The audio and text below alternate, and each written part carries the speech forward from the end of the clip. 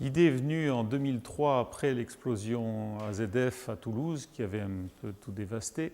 de se demander s'il n'était pas imaginable que des gens avec peu de moyens puissent accéder à un logement social, évidemment, mais en élaborant ensemble leur propre programme, puis en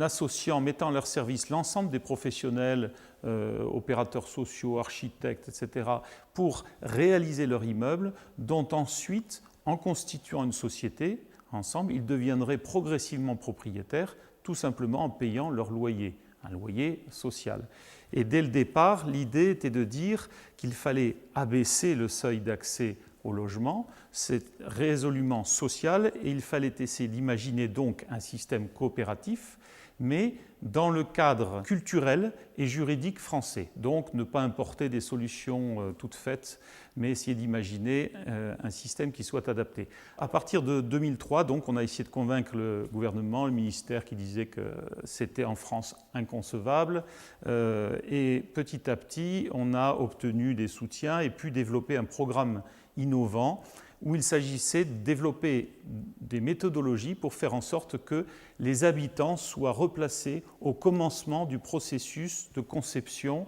et de réalisation d'un habitat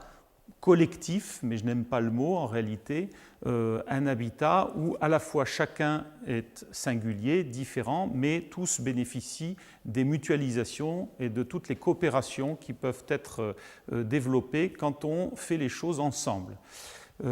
À partir de 2005, on a mis au point ces méthodologies. 2006, on a commencé à lancer les premières opérations avec un programme, notamment un programme en renouvellement urbain du Mirail, où il y avait un certain nombre de familles, ce qui permet de dégager beaucoup d'espaces partagés pour des gens à très faibles ressources, niveau PLAI, c'est-à-dire vraiment les ressources les plus faibles. Et à partir de là, on a développé des méthodes qui permettent ensuite que l'architecte, mettant au point un système qui permet de répondre à toute la diversité d'un programme, mais dans les contraintes techniques et économiques qui sont incontournables aujourd'hui dans l'habitat, et thermique également, réaliser des logements qui soient réellement selon les vœux de chacun, de chaque famille, un T4 avec un salon marocain, un petit T2 de 47 mètres carrés, avec cette obligation d'être au plus près de la surface attendue par les personnes, parce qu'en dessous, elles ne peuvent pas, ça ne leur suffit pas pour vivre, et au-dessus, c'est trop cher, et elles ne suivent pas. Donc, on réalise pour chacun son habitat, son appartement, selon ses vœux, mais dans le cadre fixé par une équipe d'architectes au préalable et validé par nous-mêmes et la maîtrise d'ouvrage. Puis ensuite, tous ces logements sont rentrés comme dans un puzzle, dans le système donc,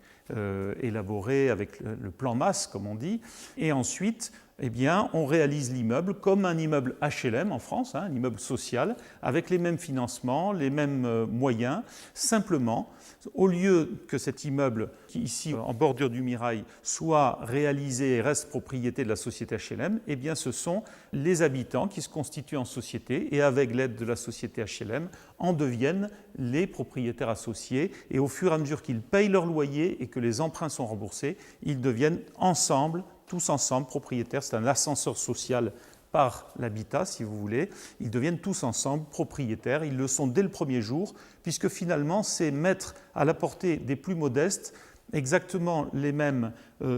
chances et possibilités qu'ont les plus aisés qui achètent un terrain, vont chercher un architecte et construisent la maison de leurs rêves et ensuite font l'emprunt à la banque et remboursent au fur et à mesure les emprunts. Finalement, les personnes sont exactement dans cette situation-là et ils sont tout autant propriétaires dès le premier jour puisqu'ils sont associés et ils remboursent par ce système-là la banque. Donc, c'est mettre finalement le logement social coopératif à la portée de la volonté et de la programmation participative de tout un chacun, y compris les revenus vraiment les plus modestes. Donc, les méthodes ont été développées, les premiers projets ont été lancés dans les années 2006, 2007, 2008, le temps de convaincre les partenaires, opérateurs et architectes de travailler avec nous. Et aujourd'hui, il y a un certain nombre d'opérations en cours, donc les choses sont engagées, sont faites, certaines sont réalisées, d'autres sont en chantier. Celle-ci est en chantier, par exemple, et livrée dans 1 an. D'autres sont engagées de telle sorte que maintenant, les choses sont sur les rails. L'essentiel du travail était préalable avant le lancement des chantiers. La place, en quelque sorte, est au centre, comme dans un village, sauf que ça n'est pas le village traditionnel, mais c'est un village qui est construit, c'est un pacte social local qui se constitue entre des gens qui choisissent de